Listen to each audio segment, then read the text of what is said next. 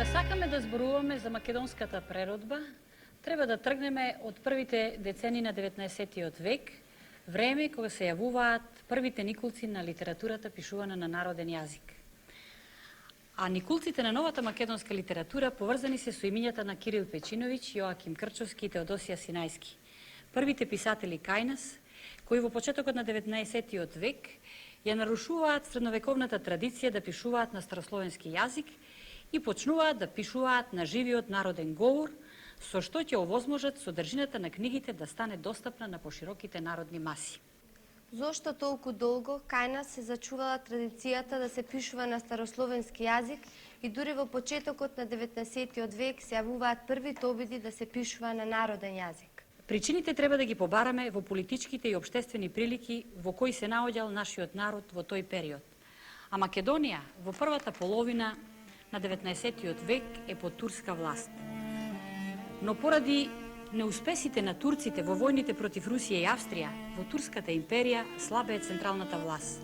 Затоа се појавува безредие, локалните феудалци, паши и бегови почнале да се одметнуваат од турскиот султан, да не ја признаваат неговата власт, да се пресметуваат меѓу себе, прогласувајќи се за самостојни господари во своите пашалуци. Таков е случајот со Реџеп Паша од Скопје, Джеладин Беко од Охрид, Али Паша од Јанина и други. Како резултат на таквата состојба, почнале самоволија и зулуми врз македонското селско население и народот ќе почне масово да емигрира во градовите, каде животот бил сепак побезбеден. Со доаѓањето во градовите, селаните морале да го менуваат начинот на живење, бидејќи немале земја за обработување, се зафатиле со занетчиство и трговија. Треба да знаеме, во градовите до втората половина на 18. век живеело турско, грчко и цинцарско население. Сега, со доаѓањето на македонското селско население, националната структура во градовите се менува. На општествената сцена се појавува македонската граѓанска класа. А тоа појавување на македонската граѓанска класа е предуслов за појавата на културно-просветната дејност во Македонија. Граѓанската класа, откако ќе стане економски силна, со разгранети трговски врски во турската држава и надвор од неа, ќе почне да покажува интерес за зацврстување на својата положба и на општествено и културно поле. Трговците почнуваат да се интересираат за градење цркви и манастири, за отварање училишта. Се создаваат црковно-просветни општини кои водат грижа за црквите и манастирските училишта. Со манастирските имоти не располагаат само калуѓерите, туку со нив управуваат одбори во кои влегуваат представници на еснафите, се отвараат училишта во повеќе градови – Скопје, Велес, Банско, Охрид, Штип, Прилеп и Куманово.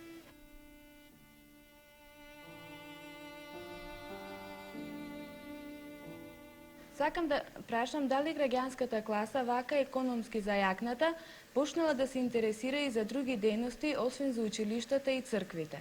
Паралелно со училиштата се развива и учебникарството. Во 1792 година Марко Тодоровиќ Везгов од Банско го подпомага печатењето на еден буквар за потребите на целиот словенски југ. Во времето од 1814 до 1819 излегуваат во Будим 5 книги на Јоаким Крчовски, чие печатење ќе го помогнат трговците Димитрија Филиповиќ од Крива Паланка, Димитрија Јовановиќ Зузура од Сечиште и Кирхаџи Пецо од Штип. Кон средината на 19. век никнуваат и првите печатници, чие отварање е исто така подпомогнато од трговците. Така, во 1838 година отворена е во Солун печатницата на Теодосија Синајски, а околу 1848 ваташката печатница на Даскал Камче, за која дал пари трговецот Јовко Марковиќ од Кавадарци. Се разбира дека во тоа време се јавуваат и првите никулци на литературната дејност, а таа во првата половина на 19. век е многу скромна и по обем и по уметничките достигнувања.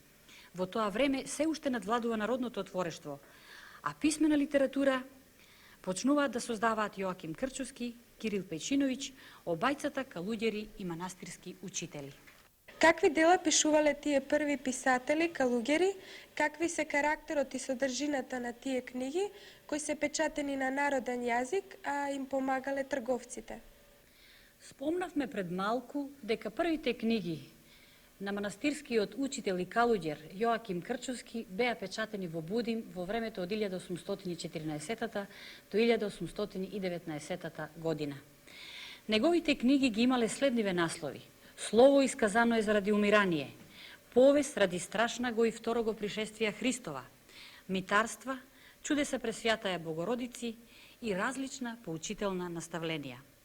А со нив тој ширел верска и морална просвета, истакнувајќи ја книгата како најмоќно оружје во борбата против човечките зла. Неговото дело Различна поучителна наставленија представува зборник на кратки прозни состави со религиозно поучителен карактер, така наречени слова, во кои се користени текстови од Евангелието и Старозаветната Библија и низ кои ги поучува луѓето како да го поправат својот карактер и да живеат според христијанскиот морал. Поучувајќи ги луѓето да ги искоренуваат разните пороци, како што се зависта, лакомоста, пијанството, тој укажувал и на социјалната неправда велејки. Богати што сте, разумејте и чујте. Не е ваше богатството, ами е на сиромасите оно. Слушајте вие богати чорбаджи. Ако не милуете сиромаси со се срце, ще да погинете како злодеи и харамии. Ви се молим, мои братја, секогаш да се поучувате со книги, ама да читате без мера. Тоа храни душата. Това е живот на душата. А кој чита книга, може да му се дигне умот. По примерот на Крчовски, кој како што може да се види од примериве, што пишувал на народен јазик, на кривопаланечкиот говор, со примеси на старословенскиот јазик, тргнал и неговиот современик Кирил Печиновиќ, кој е роден 1771 година во селото Теарце, Тетовска околија. За разлика од Јоаким Крчовски, кој не оставил повидливи биографски податоци за себе, Кирил Печиновиќ на својата надгробна плоча, во епитафот што самиот го напишал и го врежал во камената плоча неколку години пред неговата смрт, ни остава некои биографски податоци. Се знае дека тој учел црковно училиште прво во манастирот Света Пречиста Кичевска и во манастирот Хилендар во Светагора. Целото негово семејство било верски настроено и од некои зачувани записи се дознава дека татко му и стрико му го продале имотот во Теарце и заедно со Кирила отишле во манастирот Хилендар, каде сите тројца се закалуѓериле. Но Кирил го напуштил Хилендар и дошол да живее и работи во Марковиот манастир близу до Скопје. Во 1801 година на столбот од црквата оставил потпис во кој се нарекол игумен недостојник.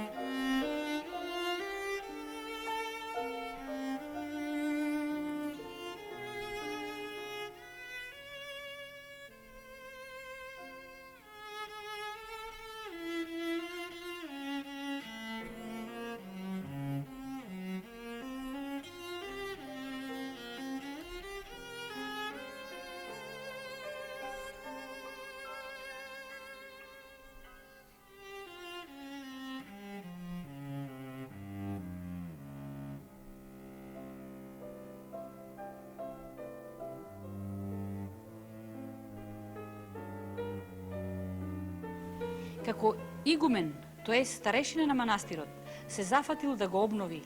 Потоа собирал стари ракописи и ја уредил и избогатил манастирската библиотека.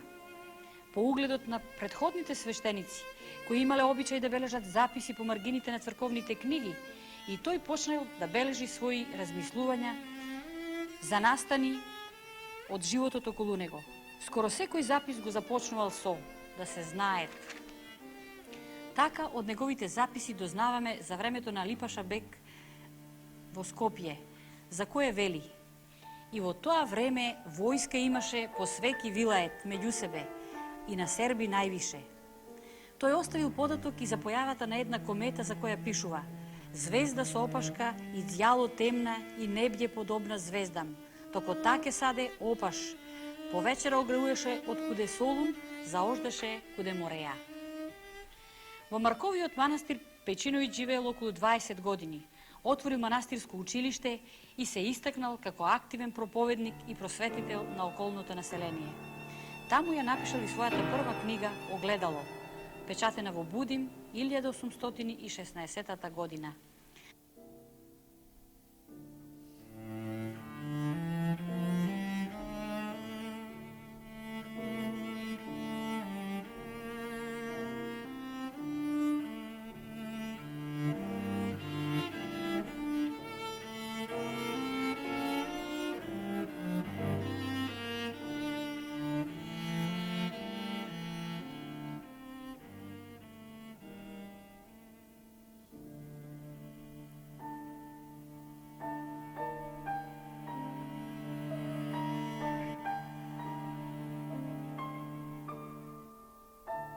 Две години подецна, откако зел благослов од татка си и стрика си во Хилендар, го оставил Марковиот манастир и дошол во родниот крај, во селото Лешок, каде го обновил манастирот Свети Андреја. Во манастирските конаци отворил училиште и поучувал и млади и стари. Тука е уредил манастирската библиотека и ја збогатил со стари ракописи и богослужбени книги. Во слободните часови пишувал. Ги напишал делата Утешение грешним и Житие књаза Лазара.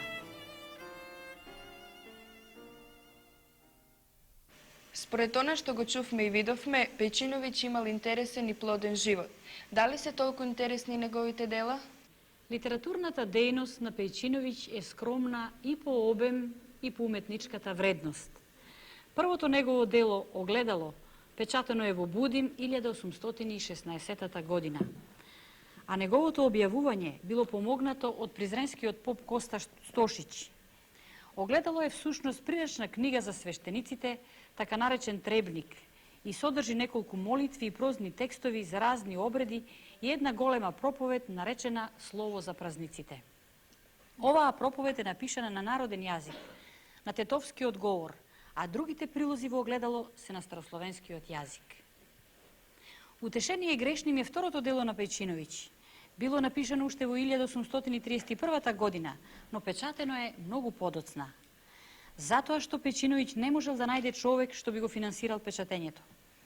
Барајки мецена, Пејчиновиќ се обратил со молба до српскиот кнез Милош за да му се отпечати книгата во Крагуевечката печатница.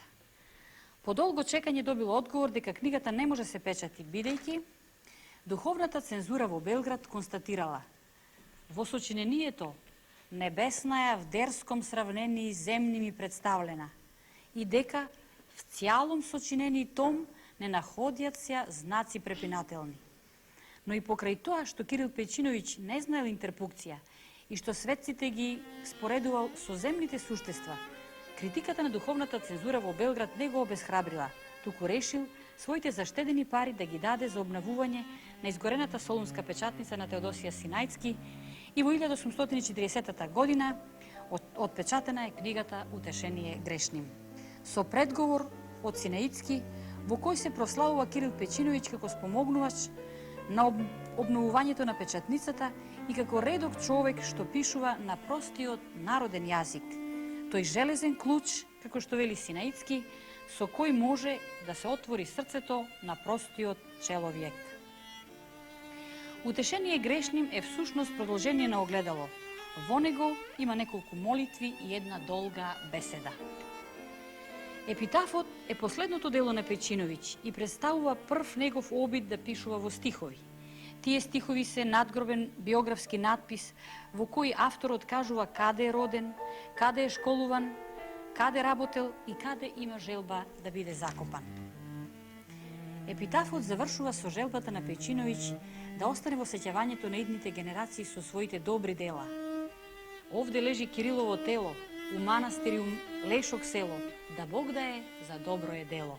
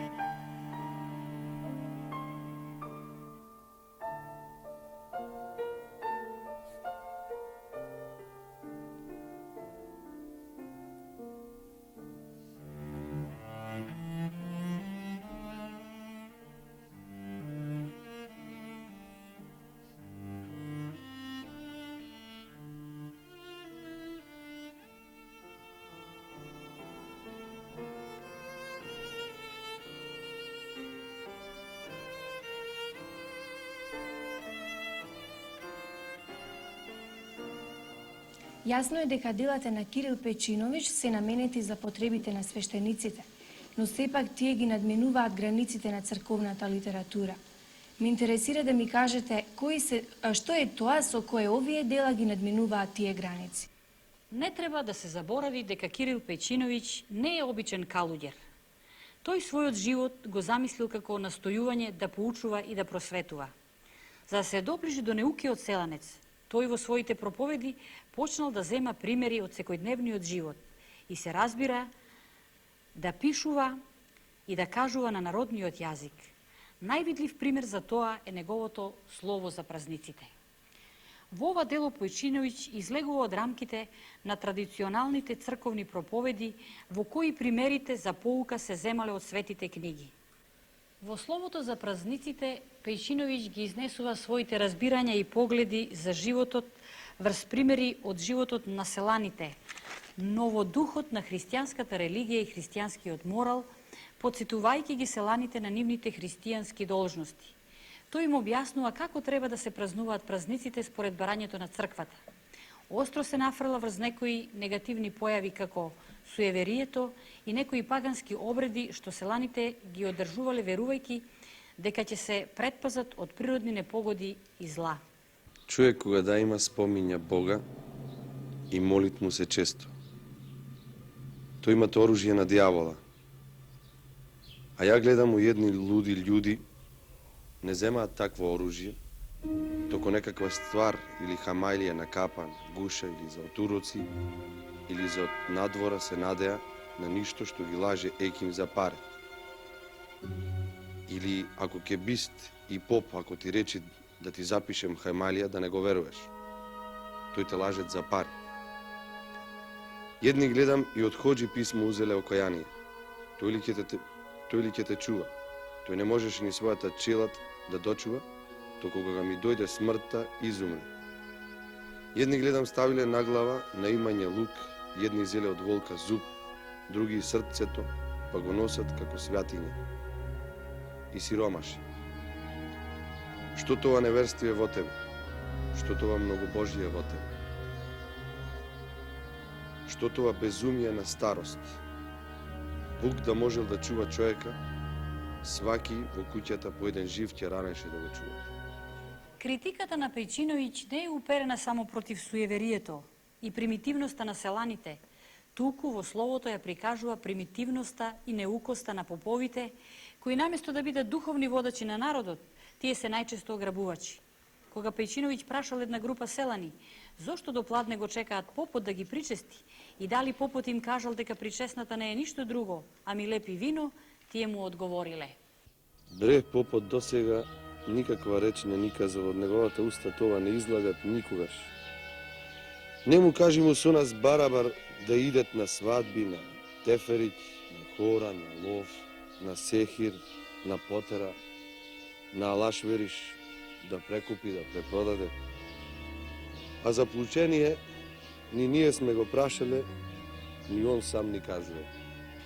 Во словото за празниците, Кирил Печинович всушност дава реалистичка слика на животот на луѓето, нивните карактери и нивниот бит.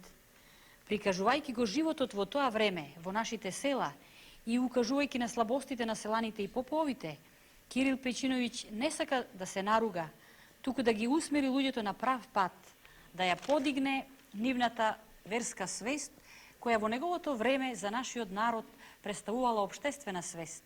Јакнењето на верата значило јакнење на народноста, истрајување по тешкото османлиско робство и оневозможување на поробувачот да ги претопи нашите луѓе. Затоа Печинович, длабоко доживеано од високите сводови на старата црква на Марковиот манастир, ќе ги упати до народот овие зборови. Ако ние не исполниме закон Христов, не сме ни христијани. Пошто не сме христијани, а зошто сме? Пошто не сме Христосови људи, при Христа во рај не можемо да идеме. Пошто не ќе идеме у Царство Небесно е, а зашто се мучимо на овој век? Зашто постимо? Зашто се крштеаме? Зашто се закупуваме? Зашто за душа даваме? Зашто од други вери мучени биднуеме? Зашто од калдерма долу слезуеме? Зашто зелено не носиме? Зашто хубаво не носиме? зашто турци помало збориме, зашто каде не јахат и газат, трпимо. Зашто? Нели за Христа? Пошто за Христа трпимо, барем да го слушаме што ни вели. Он не ни вели нешто тешко, току лесно. Он ни вели да љубиме еден другого, да се проштеаме, да се жалиме, да седиме мудро, да не збеснуеме како мали и деца, да не се опијаме, да не блудуваме, да не пиеме вино без мера, да не сакамо хоро како безумно што сакаат.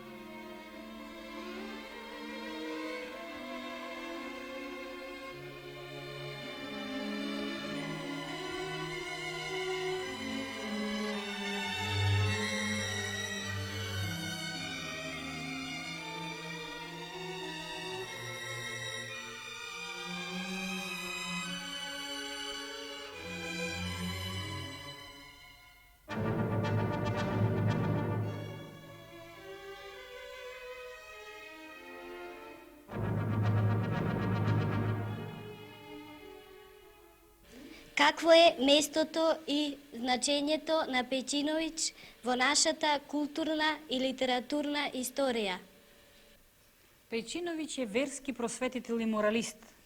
Со отварањето на манастирските училишта, со собирањето на стари ракописи и со средувањето на манастирските библиотеки придонел за описменувањето на народот и за зачувувањето на неговите културни вредности.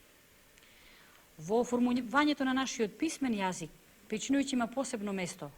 Создал свој стил кој се одликува со смислена слеаност на црквенословенизмите со народното кажување.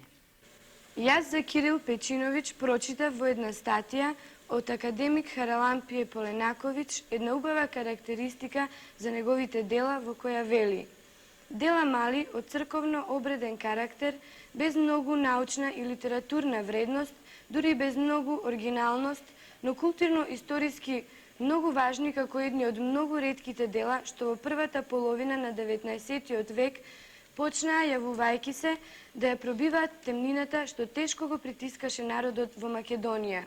Читајќи ја книгата Македонската литература од 19. век од академикот Блажа Коневски, ми остави впечаток овој пасус во кој сметам совршено е предадена карактеристиката на смислата на неговото дело и неговата порака. Имаше и во Кириловото слово што да се задума, да остави трага во душата и говорот на оние што го слушале во некоја полутемна црква или го читале со јуначко среќање тоа слово, па да продолжи да живее во јазикот на потомството. Мало и скромно беше навистина завештанието на Кирила, но тој сепак имаше што да завешта. Зафрелениот калуѓер од Маркова река и Лешок го чувствуваше тоа како смисла на живот, борејќи се грчевито за еден знак, за една вест од своето существување.